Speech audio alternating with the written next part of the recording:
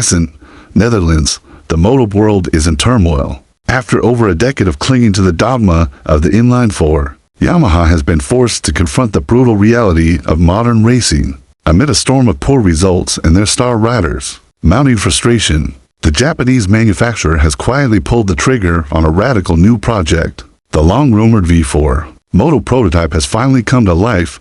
The drama reached a fever pitch at Assen. Fabio Quartararo, Yamaha's poster boy and the 2021 world champion, secured pole position. A flicker of hope that the M1 still had something left to give, but it was an illusion that evaporated as soon as the race began. Quartararo dropped helplessly down the order to 10th, his bike sliding and spinning so violently it looked like he was riding on ice. The first laps were a complete disaster. "We had zero grips," he snapped into the microphones afterward. His words instantly became the headline that set the paddock on fire. For years, Yamaha stood alone, the only manufacturer stubbornly loyal to an inline-four in an era defined by explosive V4 machines. However, the M1 that once terrified rivals has decayed into a qualifying specialist that cannot survive. Over race distance, the lack of drive off slow corners, the constant spinning, and the inability to deliver torque at the exit have turned it into a liability.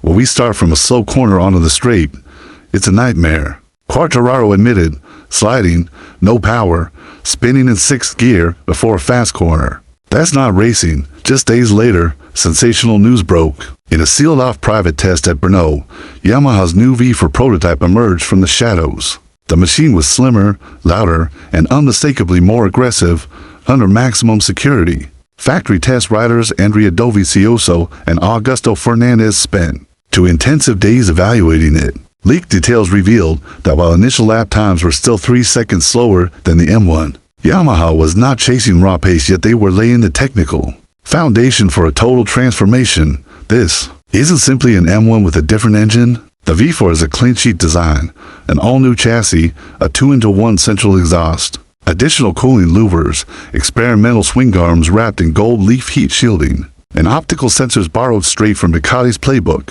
In the clearest signal yet, Yamaha openly acknowledges what the M1 can no longer do.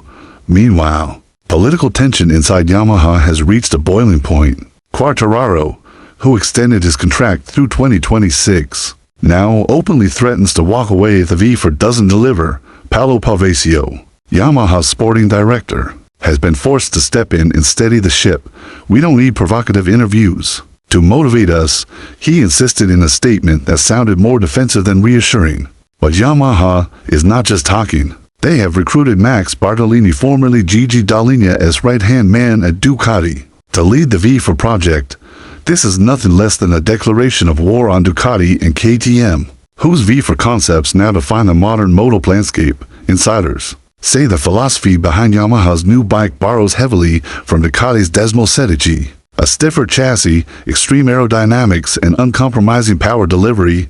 Yet, while Yamaha works tirelessly to build their future, it remains trapped in a brutal present. If only to salvage pride and championship points, the M1 must still be raced every weekend. Ironically, the bike that once ruled qualifying is now a trap waiting to spring on race day. The proof is undeniable. Yamaha sits dead last in the Constructors' Championship. Quartararo languishes in 11th place, while Alex Rins is buried in 17th. A handful of pole positions and a Jerez podium have become little more than a fading memory. Their rivals aren't standing still. Ducati is stretching its dominance with a V4 engine no one can match. KTM's relentless development is paying off with podiums and race wins. Aprilia is now a weekly threat. Even Honda, mired in their crisis, has begun to claw their way back. Everyone knows that Yamaha is the last manufacturer without a dependable race day weapon. If this V4 fails, it won't just be Quartararo who leaves. Yamaha's reputation as a moto giant could collapse. Signs of the scale of this gamble are everywhere. Yamaha has quietly forged a strategic alliance with Pramac to field for V4 machines in 2026. A level of restructuring unseen since Valentino Rossi and Jorge Lorenzo's glory days. The company is pouring in multi-layered investment and human resources to ensure the new bike is not a half measure. But engineering a revolutionary motorcycle is never smooth. An anonymous paddock source revealed that Yamaha's biggest challenge is keeping Quartararo engaged. During the long transition, Fabio knows this is a massive bet, but he wants proof, not promises. The insider explained. Behind closed doors, the rumors have only intensified. Multiple sources say if the Misano test in September goes as planned, Augusto Fernandez could make a wildcard appearance on the V4 before the end of the season. If that happens, Moto fans will witness a symbolic turning point. Yamaha finally saying farewell to the inline-four that defined them. Yamaha's V4 is not just a new machine. It's a lifeline, a reset button, and perhaps their last chance to remain relevant in the world's most competitive motorcycle racing championship. It is a high-stakes gamble with reputations, careers, and the team's identity hanging in the balance. Everyone in the paddock understands that the sleeping giant has finally stirred. But the most burning question remains, can Yamaha run fast enough to catch the rivals, who never stopped running?